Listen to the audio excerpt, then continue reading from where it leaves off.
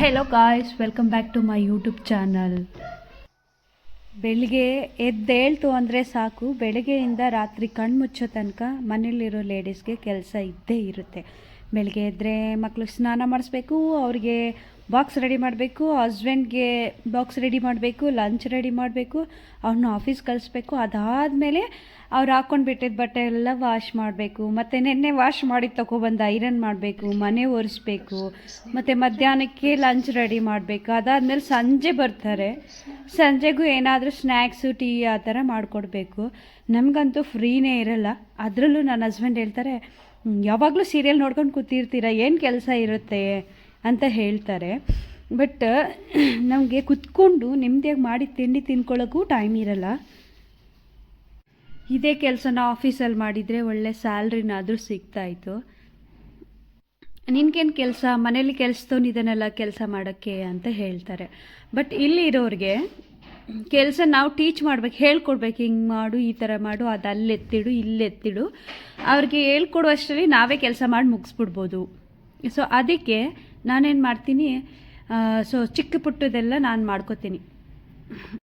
Example, ಅವನು iron ಮಾಡಿಟ್ಟಿದ್ರೆ ನಾನು ಅದನ್ನ ಡಿವೈಡ್ ಮಾಡಿರ್ತೀನಿ. ಆಫೀಸ್ ಬೇರೆ, ಡೈಲಿ ವೇರ್ ಬೇರೆ, ಪಾಪು ಯೂನಿಫಾರ್ಮ್ ಬೇರೆ, ಮತ್ತು ಡೈಲಿ ವೇರ್ ಬೇರೆ, ಆ ಥರ ಎಲ್ಲ ಡಿವೈಡ್ ಮಾಡಿ ಇಡಬೇಕು, ಸಡನ್ಲಿ ತೊಗೊಳ್ಳೋ ಥರ. ಇಲ್ಲಾಂದರೆ ಬೆಳಗ್ಗೆ ಎದ್ದು ಅದೆಲ್ಲಿ ಅಂತ ಬೆಳಗ್ಗೆನೇ ಕಿರಿಸ್ತಾ ಇರ್ತಾರೆ. ಅದೆಲ್ಲ ಅರ್ಥನೇ ಆಗಲ್ಲ. ಬಟ್ ಏನು ಕೆಲಸ ಮಾಡ್ತೀರಾ ಅಂತ ಹೇಳ್ತಾರೆ. ನಾವು ನಮ್ಮ ರಿಲೇಟಿವ್ಗೆಲ್ಲ ನಾನು ಆಫ್ರಿಕಾದಲ್ಲಿದ್ದೀನಿ ಅಂತ ಹೇಳ್ಕೊಂಡಿದ್ದೀನಿ.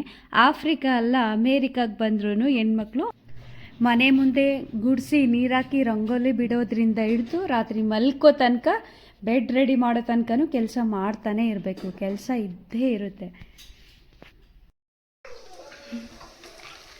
Tina? Black tea.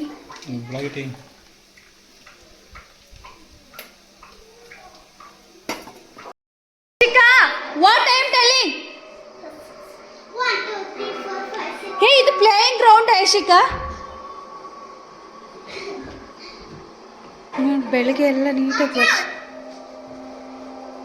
Hey, go outside.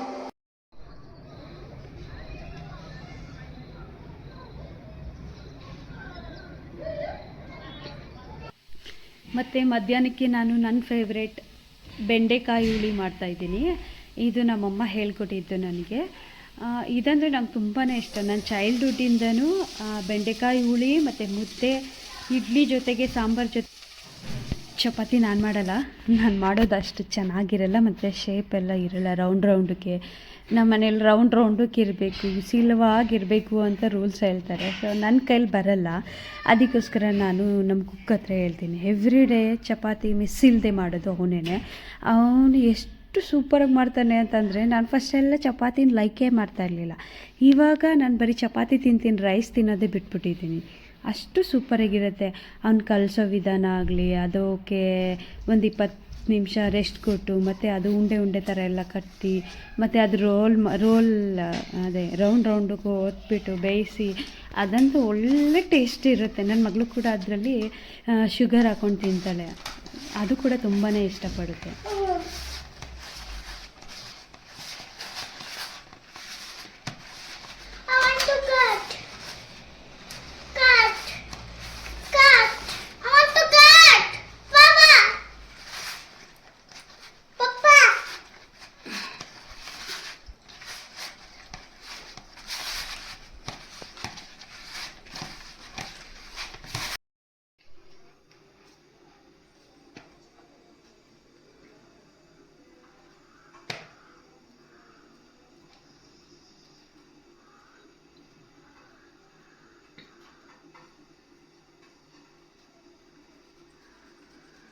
Show me one.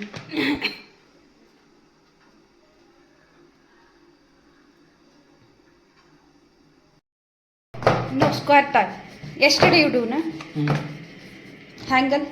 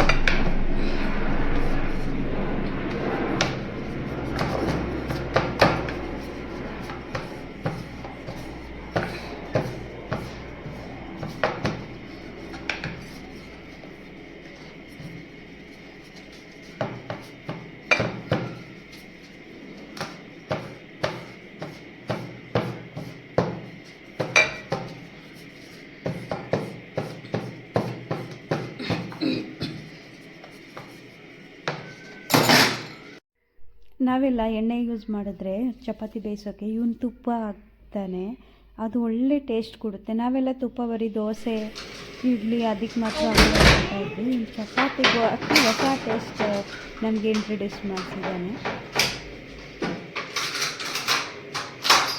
ನಾವು ಚಪಾತಿ ಒತ್ತಬೇಕಾದ್ರೆ ಏನು ಮಾಡ್ತೀವಿ, ಒಂದು ಪೇಪರೋ ಇಲ್ಲ ಕಿಚನ್ ಕೌಂಟ್ರ್ ಮೇಲೋ ಒತ್ತಿ ಒಂದಕ್ಕೊಂದು ಅಂಟ್ಕದೇ ಇರೋ ಥರ ದೂರ ದೂರ ಇಡ್ತೀವಿ.